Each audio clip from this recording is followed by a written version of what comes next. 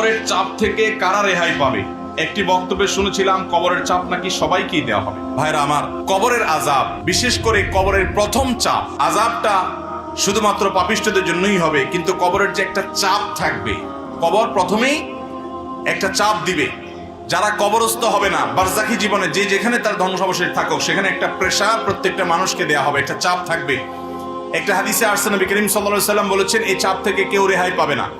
যদি কবরের চাপ থেকে কেউ রেহাই পায়, তাহলে সে সাদ ইবনে মুআজ রাদিয়াল্লাহু তাআলা একজন সাহাবীর কথা বলেছেন, তিনি পাবেন।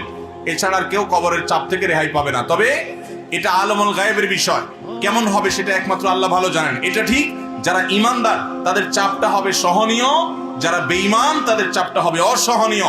এই জন্যই কবরের এই জগৎটা সম্পর্কে সবচেয়ে বেশি ভয় পেতেন সাহাবায়ে কেরাম, এবং খুদ রাসূল আকরাম সাল্লাল্লাহু আলাইহি ওয়াসাল্লাম সাবধান করতেন। তিনি বলেছেন, কবর হলো আউয়ালু মানাজিলিল আখিরাহ, আখিরাতের প্রথম ধাপ।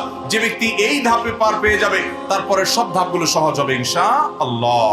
অতএব ভাইরা আমার, কবরের এই চাপ থেকে আসলেই কেউই রেহাই পাবে না। এমনকি মুসলমানদেরকেও, ঈমানদারদেরকেও চাপটা দেওয়া হবে, তবে তাদেরটা কাফের এবং পাপিষ্ঠদের চাইতে ভিন্নতর হবে, সহজতর হবে, কিন্তু হবে। সে হাদিস কিন্তু আছে।